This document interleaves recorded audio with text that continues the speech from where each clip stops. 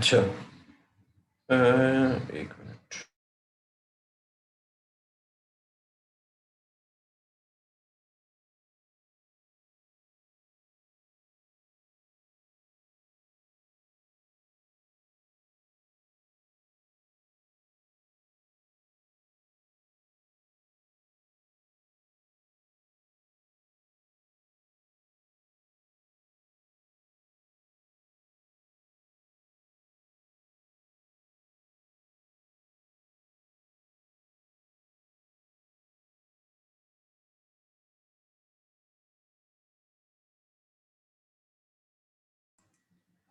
अच्छा, ये आप लोगों को पता है कि हम कोई भी इमेज डाल रहे हैं तो उसकी कोई भी हम साइज़ चेंज करने के लिए हम उसकी हाइट और उसकी विड्थ विड्थ यानी कि उसकी चौड़ाई और हाइट यानी कि उसकी लंबाई को चेंज कर सकते हैं। ठीक है, वो हम किस तरह करते हैं, वो भी हम इमेज के टैग के अंदर ही अगर हम इसकी हाइट और विड्थ डिफाइन कर दें, जैसे कि मैं उसकी हाइट पिक्सल्स में डिफाइन कर दूं और विड्थ को मैं पिक्सल्स के अंदर डिफाइन कर दूं, तो वो उसका डिफ़ॉल्ट हाइट विड्थ बन जाएगी। मैं सपोज चाह रहा हूँ कि मैं इसकी हाइट रख दूं तकरीबन 400 पिक्सल और मैं इसकी विड्थ रख दूं 600। क्या होगा जब मैं यहाँ जाऊँगा? अच्छा, ये तो इमेज ही जगह पे नहीं है। अच्छा, image को- ठीक है, हाइट और विड्थ मैंने इसकी सेट कर दी। अभी आप देखें कि ये पहले बड़ी काफ़ी बड़ी इमेज आ रही थी, अब ये इसकी विड्थ हो गई 400, हाइट हो गई है ये। इस तरीके से आप कुछ भी इसकी हाइट रख सकते हैं और विड्थ रख सकते हैं। ठीक है, इसको थोड़ा सी स्ट्रेच हो गई। इस हिसाब से आप जो भी इसकी हाइट और विड्थ रखेंगे, ये ब्राउज़र इसको खुद ही स्ट्रेच कर देगा उस हिसाब से, या उसको छोटा कर देगा। ठीक है, तो ये आप हाइट और विड्थ से इसकी इमेज की साइज़ को मैनिपुलेट कर सकते हैं, चेंज कर सकते हैं। ठीक है, फिर इसके बाद आपके पास आता है इमेज स्टाइलिंग। अच्छा, इमेज स्टाइलिंग में क्या है कि आपको डिफ़ाइन करने की ज़रूरत नहीं है हर दफ़ा। ज़ाहिर है, आप कोई ऐसी वेबसाइट बना रहे हैं जिसके अंदर आप सपोज़ मल्टीपल सेक्शंस का इस्तेमाल करें, जैसे या फिर आपने अभी एक जो वेबसाइट बनाई, वेबसाइट का होम पेज बनाया दरख़्वास्त का, उसमें कुछ ऐसे जैसे कैटेगरीज़ थी, तो कैटेगरीज़ में जो हर सेक्शन में या हर डिवीज़न के अंदर इमेज लगी हुई थी, सबका साइज़ सेम था। तो आपको सबका सेम साइज़ हर दफ़ा डिफ़ाइन करने की ज़रूरत नहीं है हाइट और विड्थ के थ्रू। आप इसको स्मॉल, मीडियम या लार्ज की सीएसएस क्लास बना के भी इस्तेमाल कर सकते हैं। ठीक है, और उसको आप किस तरीके से करते हैं, ये भी मैं आप लोगों को बता देता हूँ। सपोज़ हमारे पास ये टेक्स्ट है।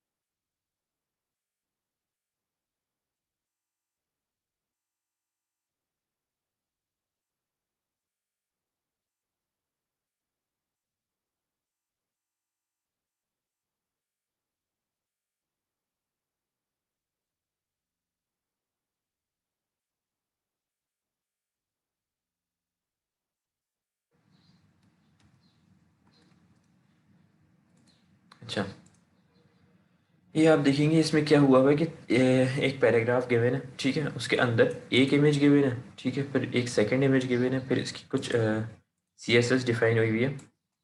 इसको भी मैं आप लोगों को एक्सप्लेन करता हूँ कि ये किस तरह काम कर रही है।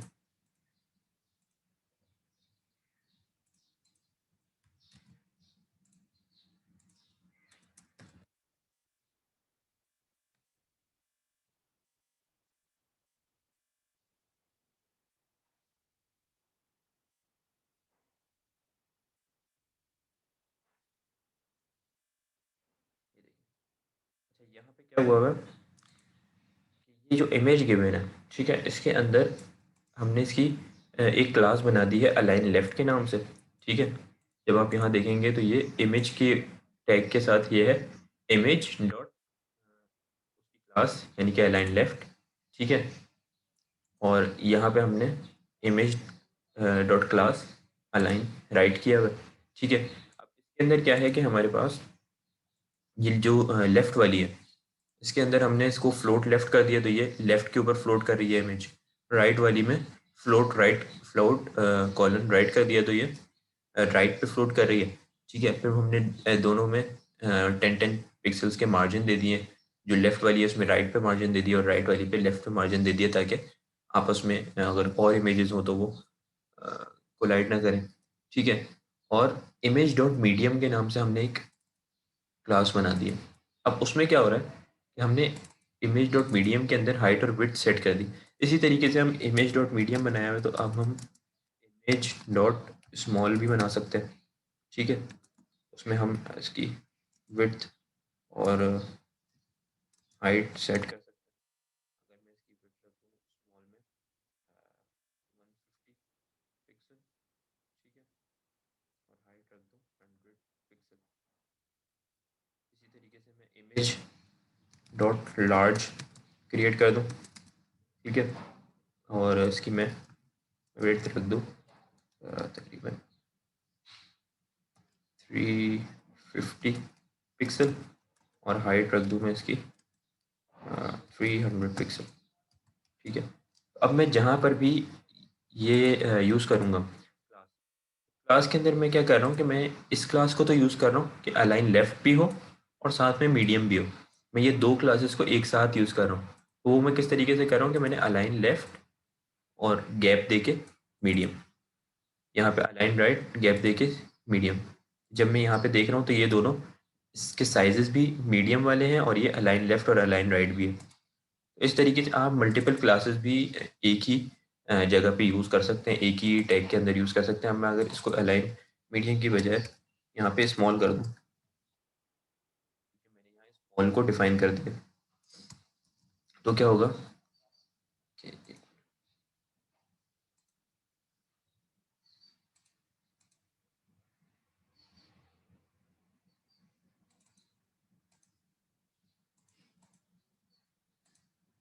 इसके ऊपर से ये प्रॉपर्टी हट गई।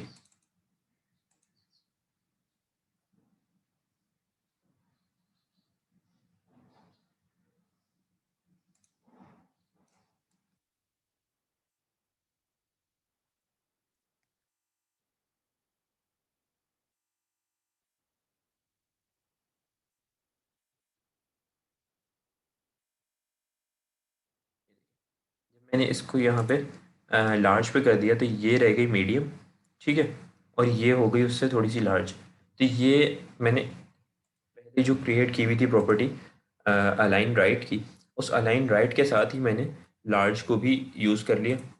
यहाँ पे आप देखें अलाइन राइट और साथ में लार्ज, तो वो दोनों क्लासेस की प्रॉपर्टीज़ इस इमेज के ऊपर अप्लाई हो गई। तो इस तरीके से आप पहले से भी इमेज की साइजेस को अपने पास स्टोर करके रख सकते हैं, ताकि उसकी क्लास डिफाइन करके रख सकते हैं, ताकि आपके पास जहाँ पर भी ये चीज़ यूज़ हो रही हो, जैसे आपके असाइनमेंट में थी कैटेगरीज में आप यूज़ कर रहे थे, या फिर आप जो ऊपर एक सेक्शन बना रहे थे उसमें सारी इमेजेस सेम साइज़ की थी, तो आप अगर स्मॉल मीडियम या लार्ज करके भी उसको डिफाइन कर लेते तो आपका काम ये हो जाता इजीली। आपको हर जगह पे इनलाइन सीएसएस डिफाइन नहीं करनी पड़ती, ठीक है।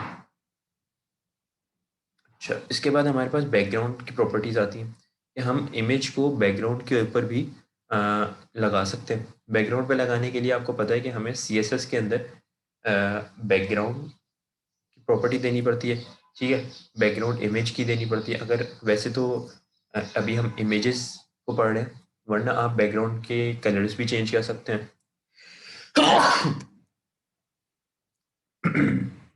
अभी हम इमेजेस को पढ़ रहे हैं तो हम बैकग्राउंड इमेज को ही मोस्टली देखेंगे, वरना आप लोग पहले भी लैब्स में देख चुके हैं कि हम बैकग्राउंड कलर की प्रॉपर्टी भी यूज़ करते हैं और इस तरीके की बैकग्राउंड से रिलेटेड प्रॉपर्टीज़ यूज़ करते हैं।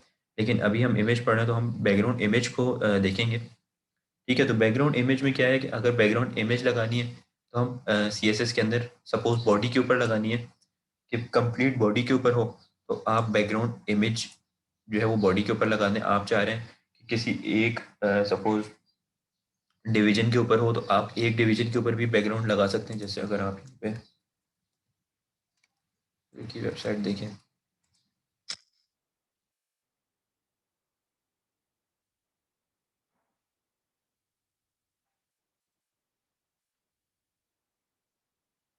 आप देखेंगे कि यहाँ पे जैसे ये इमेज लगी हुई है, ठीक है, तो ये इमेज पूरे बैकग्राउंड पे नहीं है, ये एक किसी सेक्शन पे या एक डिवीजन पे लगी है। तो आप चाहें तो ये एक सेक्शन या एक डिवीजन के ऊपर भी इमेज लगा सकते हैं, डिफरेंट के ऊपर डिफरेंट डिफरेंट बैकग्राउंड इमेजेस आप लगा सकते हैं। हर सेक्शन की एक बैकग्राउंड इमेज या हर डिवीजन की एक अलग बैकग्राउंड इमेज आप पूरी सेट कर सकते हैं, ठीक है। तो और आप चाहें कि मेरी पूरी ही बॉडी, पूरी जो बॉडी है उसकी सारी की इमेज एक ही हो जाए, तो वो भी आप कर सकते हैं। अच्छा, उसको करने का क्या तरीका है कि आप सपोज इसको यहाँ से रिमूव कर दें, ठीक है। आपने यहाँ पे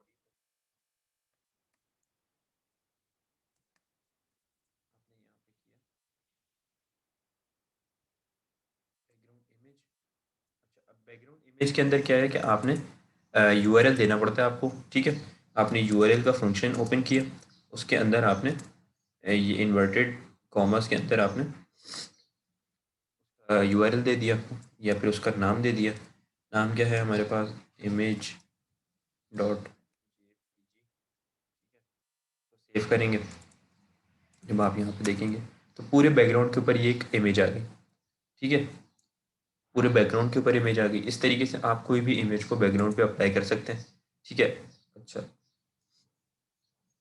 अब इसके अंदर और मल्टीपल प्रॉपर्टीज़ हैं कि बैकग्राउंड इमेज के अंदर आप यूआरएल से आपने इमेज दे दी, फिर आप बैकग्राउंड रिपीट से नो रिपीट कर दें तो क्या होगा, या बैकग्राउंड अटैचमेंट से फिक्स्ड कर दें तो क्या होगा, बैकग्राउंड पोजीशन से क्या क्या आप कर सकते हैं। ये सारी अभी आगे के टॉपिक्स हैं, ये हम इनको डिस्कस करते हैं, ठीक है। कि ये क्या है, ये सारी की सारी चीज़ें अभी हम आगे के नेक्स्ट अपकमिंग टॉपिक्स हैं हमारे, उसमें डिस्कस करते हैं कि ये क्या क्या काम कर रहे हैं, ठीक है।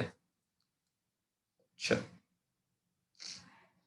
अच्छा, बैकग्राउंड को करते हुए हमारे पास एक और भी चीज़ है कि हम बैकग्राउंड इमेज को यूज़ करते हुए हम कोई ग्रेडियंट भी क्रिएट कर सकते हैं। ग्रेडियंट से क्या मुराद है कि हम कोई अपनी बैकग्राउंड की इमेज अपलोड ना करें, बैकग्राउंड इमेज का टैग इस्तेमाल करें, या बैकग्राउंड इमेज की प्रॉपर्टी को हम इस्तेमाल करें। और जैसे हम बैकग्राउंड कलर एक सेट कर रहे थे, अगर हम चाह रहे हैं कि बैकग्राउंड कलर में हम एक से ज़ायद कलर्स का इस्तेमाल करें या कोई ग्रेडियंट क्रिएट करें। ग्रेडियंट में क्या होता है कि एक आपने कलर दे दिया और उसी के साथ वो मर्ज करके आपका ब्राउज़र दूसरा कलर भी लगा देगा। इस तरीके से आप 2 या 3, 4 जितने आप चाहें कलर्स का ग्रेडियंट क्रिएट कर सकते हैं, ठीक है। तो उसको क्रिएट करने के लिए जो प्रॉपर्टी है वो हर वेब ब्राउज़र के ऊपर डिफरेंट इस्तेमाल होती है। अगर हम क्रोम के ऊपर काम कर रहे हैं, तो क्रोम के लिए हमारे पास ये बैकग्राउंड इमेज की प्रॉपर्टी के अंदर आप जो वैल्यू है वो दे दें वेबकिट डैश लीनियर ग्रेडियंट, ठीक है। और आगे आप कोई भी RGB में वैल्यूज़ दे दें, या कोई सॉलिड रेड ग्रीन ब्लू जो भी आपके पास वैल्यू है वो दे दें, या हेक्सा कोड में दे दें। तो उससे आपका जितनी आप वैल्यूज़ देंगे उतनी वैल्यूज़ का ग्रेडियंट क्रिएट हो जाएगा। अब अगर मैं यहाँ पे आपको दिखाऊँ, मैं यहाँ पे ये कर दिया, ठीक है।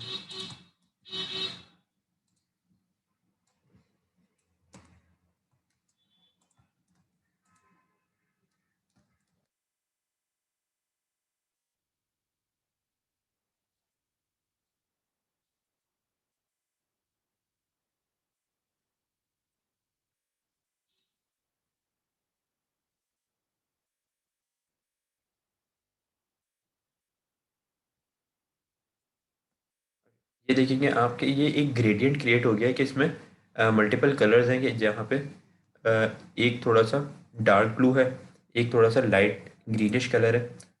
अ, अच्छा, ग्रेडियंट में आप लोग के पास ये है कि आप मल्टीपल कलर्स से ग्रेडियंट क्रिएट कर सकते हैं। जैसे कि अगर हम एक सेकंड,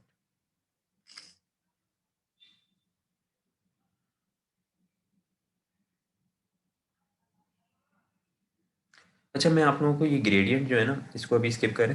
मैं आपको इमेज के थ्रू किस तरीके से ग्रेडियंट अप्लाई करते हैं ये विद एग्जांपल आगे अभी समझा दूंगा।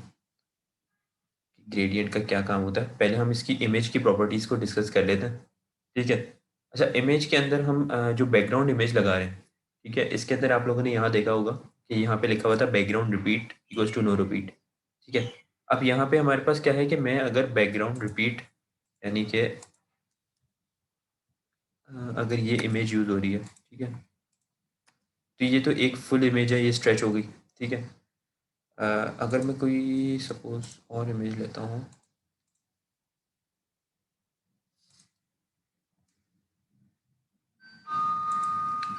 या आप इसी इमेज को देखें, तो असल में ये जो इमेज है, ये आप देख रहे होंगे कि ये एक और इमेज लेता हूँ।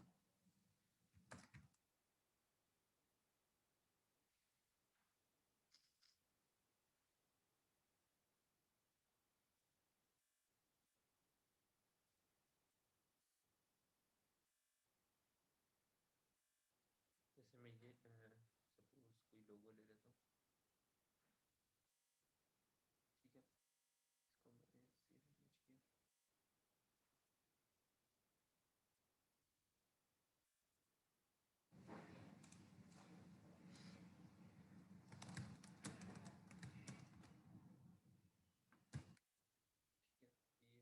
ठीक है, ये PNG का दिया। अच्छा, अब अगर मैं यहाँ ये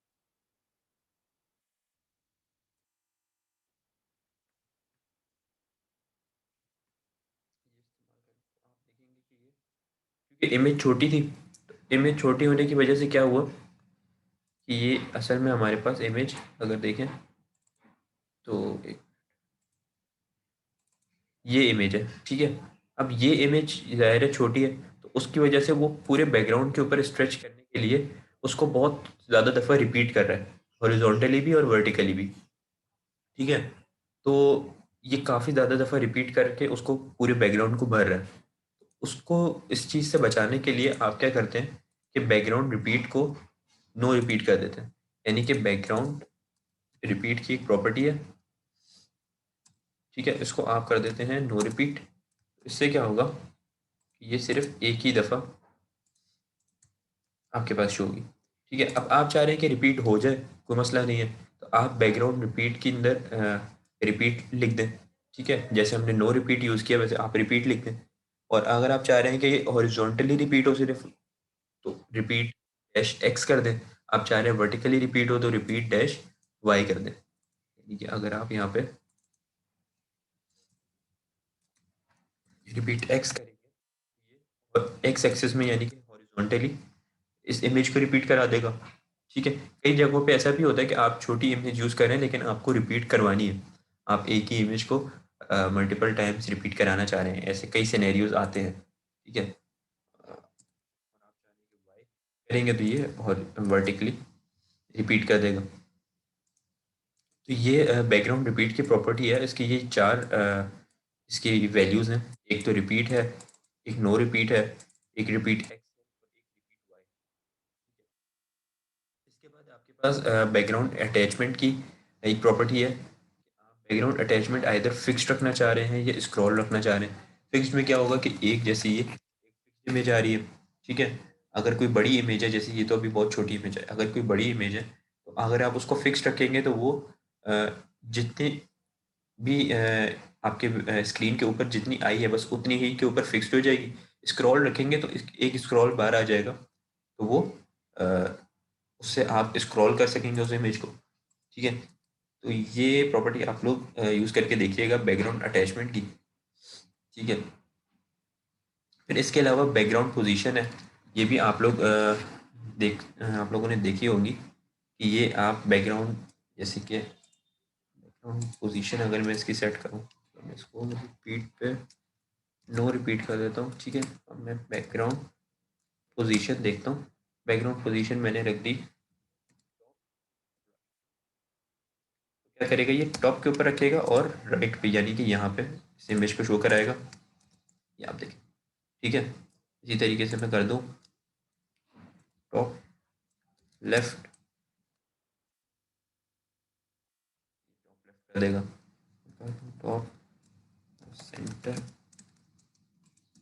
तो ये सेंटर में ले आएगा लेकिन टॉप पे होगी। मैं इसको बॉटम कर दूँ तो ये नीचे यहाँ पे ले गया, यहाँ पे शो नहीं हो रही है। ठीक है, तो इस तरीके से मैं डिफरेंट जगहों पे इसकी ये डिफरेंट प्रॉपर्टीज़ हैं। ठीक है, top left, left centre, left bottom, centre top, centre centre यानी कि बिल्कुल सेंटर में आ जाएगी, सेंटर बॉटम। ये सारी चीज़ें, ये प्रॉपर्टीज़ आप लोग अप्लाई कर सकते हैं अपनी इमेज के ऊपर।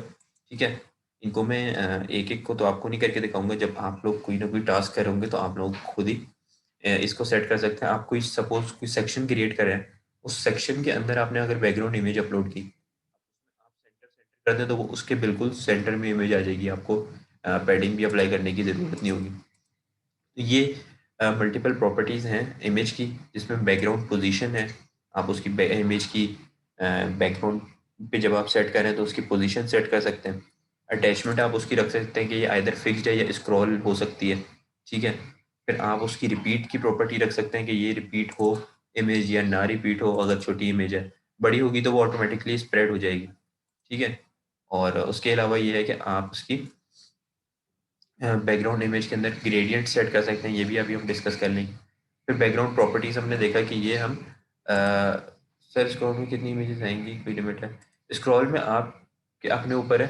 अगर आप बैकग्राउंड के थ्रू स्क्रॉल करें तो ज़ाहिर है आप एक ही इमेज रखेंगे। आप नो रिपीट कर दें और स्क्रॉल के ऊपर रख दें तो वो एक ही इमेज आपकी, ज़ाहिर है बड़ी इमेज होगी आपकी वेब स्क्रीन से, तो वो उसको नीचे तक ले जाएगा। ठीक है, तो ये बैकग्राउंड की प्रॉपर्टीज़ है मल्टीपल। ठीक है, जिसमें बैकग्राउंड रिपीट है, अटैचमेंट है या पोजीशन है। ठीक है, बाकी हमने देख लिया कि ये इमेज, अच्छा ये आज की लैब काफ़ी स्मॉल सी लैब है और इजी लैब है, इसमें इतनी चीज़ें हैं नहीं आपके पास। ठीक है, तो ये चीज़ें आप दे सकते हैं कि इधर आप उसको डिफाइन कर दें कि ये स्मॉल है या मीडियम है, इधर लार्ज है। ठीक है, और उसकी आप हाइट विड्थ वगैरह सेट कर सकते हैं आपकी जो भी इमेज है। या बैकग्राउंड इमेज है तो बैकग्राउंड इमेज की भी आप ये चीज़ें सेट कर सकते हैं। सपोज मैं इसकी एक प्रॉपर्टी है बैकग्राउंड। अब ये देखिए, जब आप यहाँ पे लिखते हैं ना, जैसे आपने बैक लिखा, तो आपके पास ये मल्टीपल बैकग्राउंड से रिलेटेड प्रॉपर्टीज आ गई। आप डिफरेंट डिफरेंट वैल्यूज डाल के इसको चेक कर सकते हैं कि ये क्या क्या ऑपरेशंस परफॉर्म हो रहे हैं। सारी क्योंकि सारी हंड्रेड्स ऑफ प्रॉपर्टीज होती हैं, हर एक एक प्रॉपर्टी की जो हंड्रेड ऑफ वैल्यूज होती हैं। अब हम सबको तो लैब के अंदर डिस्कस नहीं कर सकते, तो ये आपके अपने ऊपर है। आप जाके background image, background clip, background colour, ये सारी चीज़ें खुद भी एक्सप्लोर कर सकते हैं। अब अगर मैं इस बैकग्राउंड इमेज का साइज चेंज करना चाह रहा हूँ, जैसे मैं सादी इमेज का साइज चेंज करता हूँ, इस तरीके से मैं अगर बैकग्राउंड इमेज का साइज चेंज करना चाह रहा हूँ तो मैं बैकग्राउंड साइज की प्रॉपर्टी अप्लाई करूंगा। अब यहाँ पे मैं दो वैल्यूज देता हूँ, एक हाइट की और एक विड्थ की, ये दोनों मैं एक साथ ही दे देता हूँ। यानी कि मैं 300 पिक्सल और 200 पिक्सल यहाँ पर, तो क्या होगा, हम देखेंगे कि ये इस तरीके की इमेज आ गई। अब मैं यहाँ पे इसको कर दूँ सपोज,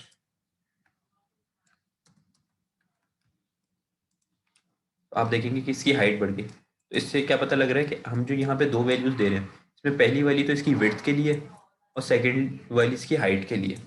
ठीक है, इन दोनों को आप एक साथ देते हैं सिर्फ एक गैप के साथ, तो आपके बैकग्राउंड साइज जो है वो चेंज हो जाता है। अब मैं चाह रहा हूँ कि मैं इसको पूरे के ऊपर स्प्रेड कर दूँ, तो मैं क्या करूँगा, मैं चेक करूँगा पूरे पे स्प्रेड करने के लिए हाइट में दे देता हूँ इसको सपोज 650। ठीक है, और मैं विड्थ दे देता हूँ इसको 800।